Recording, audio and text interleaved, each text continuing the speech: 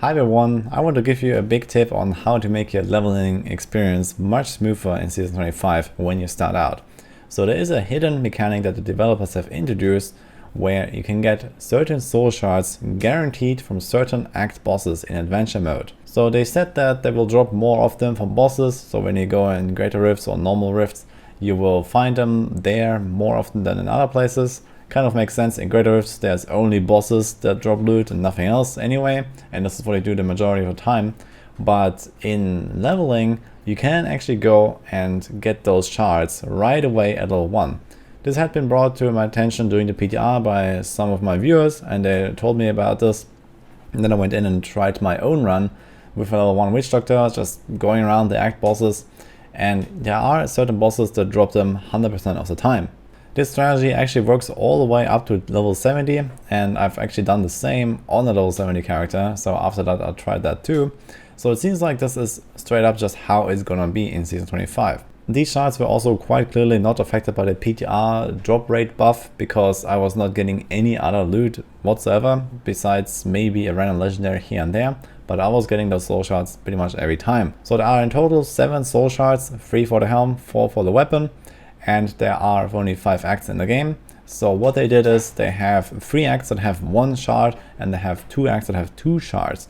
And those acts with 1 shard will drop them 100% guaranteed, and those with 2 shards will drop them 50-50, either 2 or nothing. So in Act 1 you'll get the Essence of Anguish, in Act 2 you'll get the Dregs of Lies, in Act 3 you have the 50-50 for the Sin and the Destruction shard, in Act 4 you have the Terror and the Remnant of Pain, also 50-50, and in Act 5 we have the Hatred shard. Now it seems like you cannot upgrade those shards before level 70 because the Hellfore Ember, similarly to Ramaladni's gift, will not drop before level 70. But in any case you can go in at level 1 and kill 1 or 2 bosses and get the shard that you want and just make your leveling experience much better. You can probably go up with another 1 or 2 difficulty levels and just reach level 70 really easily.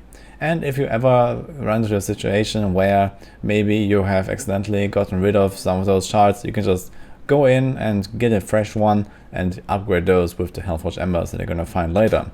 In general, I believe you're not going to be staffed on those shards anyway. You're mostly going to be salvaging a lot of them or just using them as augments, as low-level augments for like your T16 setup or something like that. But maybe you run into that scenario.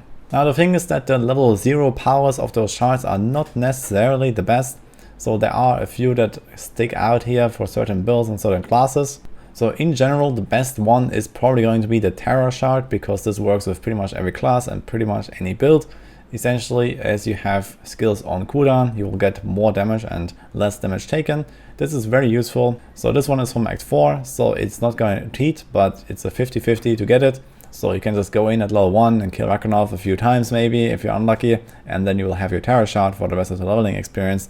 And you get the Pain shard on top of it, which can also help you in some builds and some classes when you're leveling. You can stick in some crowd control and you get 100% guaranteed crits, which can be quite useful. If you're leveling as a witch doctor, you'll most likely have some pets, maybe as a necromancer too, or if you're playing a monk and you gamble those Crudest boots, you can go with the water allies and get the Dregs of Lies from, for example, Salt and Cool in Act 2.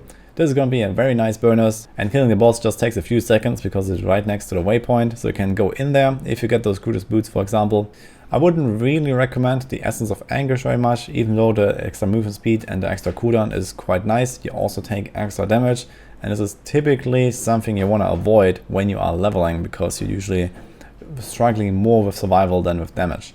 Act 3 could also be interesting for certain classes, especially the Destruction shard in the helm. So if you have some really long cooldown that you want to reset, or some like DPS skill that you want to reset with the Fragment of Destruction, it's essentially like a Messerschmitt proc.